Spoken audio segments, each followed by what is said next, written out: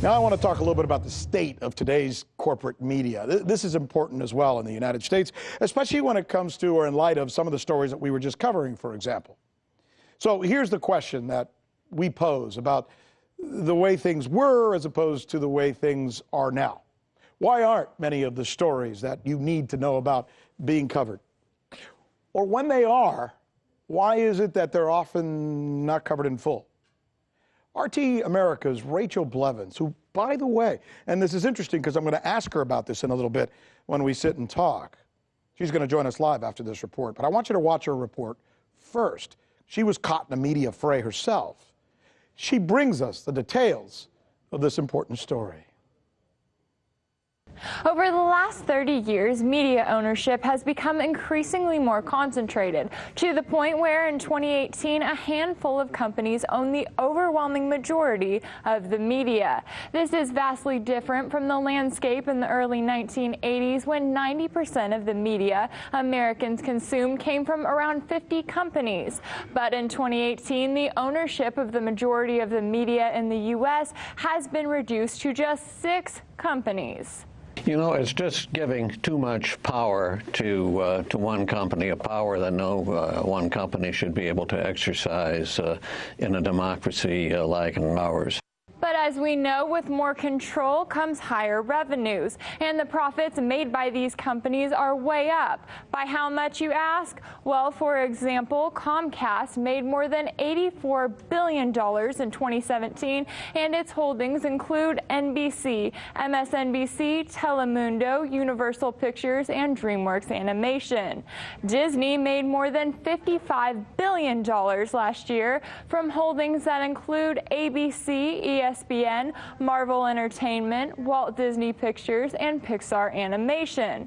AT&T made more than $31 billion last year from holdings that include CNN, HBO, TBS, The CW, and Warner Bros. Pictures. Then there is 21st Century Fox, which made more than $28 billion in 2017 and boasts holdings that include Fox News Channel, Fox Business Network, Fox Sports, FX, and National Geographic.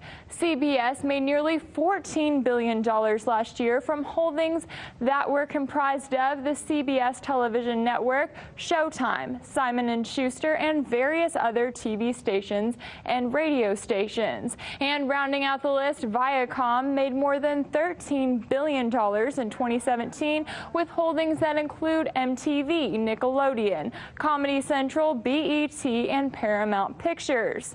Yet even though the corporate media continues to make massive profits, they still don't have the public's trust. And statistics have shown that in recent years, only a small percentage of Americans have said they have even a fair amount of trust in the media.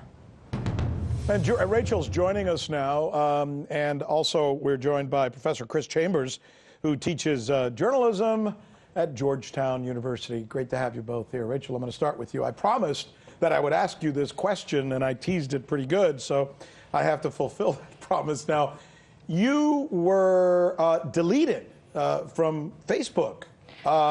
Is there something about you that we need to know about? Are you a spy, or are you doing something that we don't know about?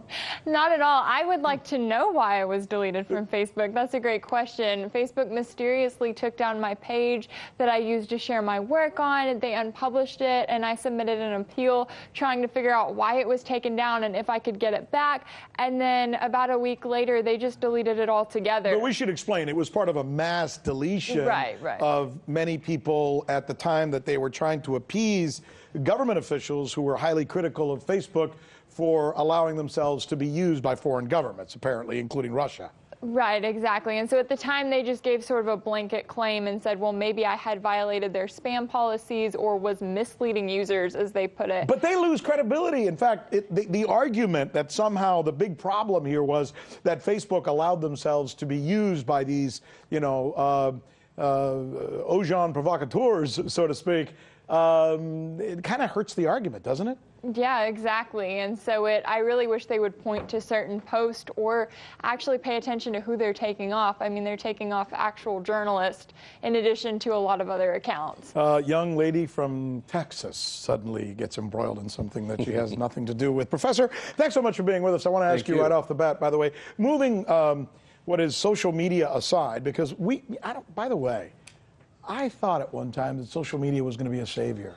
Right? Because it was going to be people talking instead of, us talking heads talking, and they were going to democratize things. It hasn't come about, has it? No, I mean, and again, I mean, this is stuff that, the technology is run by people, and people are tribal, and people are greedy. And that's what's going to drive even their business model. I mean, as they start to compete with these 5 giants that we're talking about. So now there might be 10 giants, and we're just little ants crawling around on the ground. Is it impossible? Rachel, your report was fantastic, and I was watching the numbers as you were adding them all up for us, and they're just astronomical. Oh, yeah. And listen, I respect the free market. I think it works. I think, a combination of a free market with some government regulation as control is the right secret sauce. But when you're making $20 billion, can you even have any sense of fairness or of coverage? Supposedly, because basically, Rick, I mean, you have the First Amendment protecting you.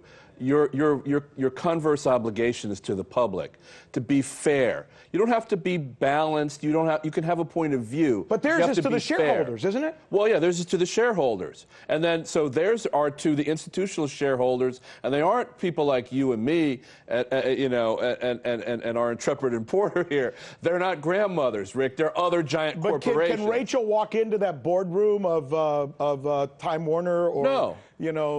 Or AT&T? Say, wait a minute, that story's important. No, they can't. No, and so news gets commodified as just another product. In Fox's model, it's news plus propaganda. But in the end, it's all money. It's all just... But Fox is going to talk to, older white guys who are conservative Republicans. So they can sell to them. But isn't MSNBC do the same thing with another group? Yeah, because in the end of the day, it's who we're going to sell to. Who are our sponsors, our shareholders? How are we going to maximize that value? We could have this conversation all day long. Thanks so much for both of you for being with us here. We will again. Thank you. Thank you. Hey YouTube, thanks for checking out our channel. We hope you enjoyed the video. We have tons of content for you just like this. For more of RT America's one-of-a-kind news and analysis, be sure to subscribe and never stop questioning more.